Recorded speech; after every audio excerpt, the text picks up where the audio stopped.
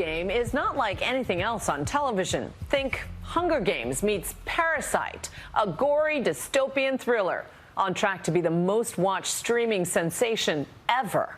The series pits contestants against each other in a life and death struggle for survival and riches.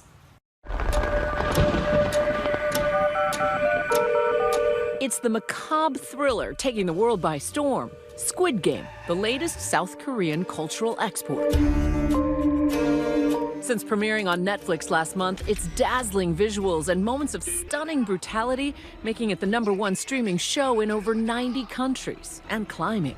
Squid Game is about a group of down-on-their-luck contestants who are in so much debt they end up risking their lives competing in life-or-death versions of classic children's games like Red Light, Green Light. At stake, survival and a $38 million cash prize. The show's popularity wielding an immediate impact on the cultural zeitgeist. Halloween masks and costumes already popping up on sites like Etsy and Amazon. Sales for white Vans slip-ons similar to the ones worn on the show spiking 7,800%. Language learning app Duolingo reporting a 40% increase in the U.S., with new users wanting to learn Korean. And Squid Game's challenges going viral on TikTok. Yo, wait, I'll be right back. Let me just get another cookie. As people attempt their own versions of some of the typically Korean games. Even Tonight Show host Jimmy Fallon doing his own cookie challenge before interviewing the cast on his show.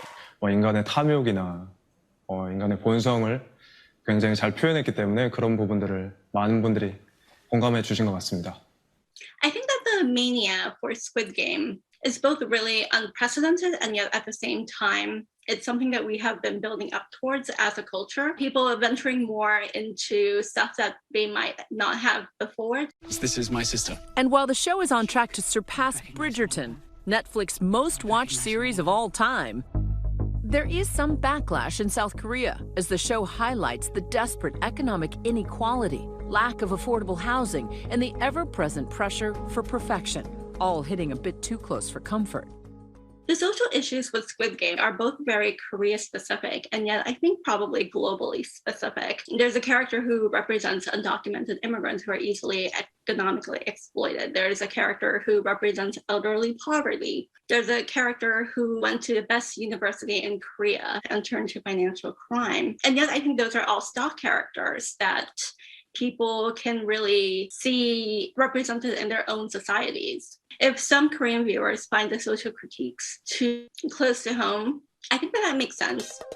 Nonetheless, Squid Game is the latest in South Korea's growing global cultural influence. Movies like Oscar winner Parasite, K-Beauty, and pop phenomenon BTS, all contributing to a worldwide appreciation for Korean tastes. In the 3 weeks following the show's premiere, model Jung Ho-yeon, contestant 67 in the series, has grown from having 400,000 followers on Instagram to an astounding 19 million, even becoming a brand ambassador for Louis Vuitton. Squid Game's water cooler conversation spurring debates over the best viewer experience for non-Korean speakers. I'll do anything you tell me. Whether the show's translation is more accurate in locally dubbed versions like Spanish Voy a hacer todo lo que tú me digas. or German, Werde ich auch alles machen, was du willst. or more nuanced in subtitles. 내가 오빠가 시키는 건 뭐든지 다 할게. Taika Waititi, Oscar winner and Thor Love and Thunder writer and director, even tweeting, "You don't have to watch Squid Game dubbed in English." The themes and violent subject matter of Squid Game resonating with viewers who may be looking for an escape from a world that sometimes feels out of control. I think it's great to have as much access to cultures and TV shows and art products that are not our own. And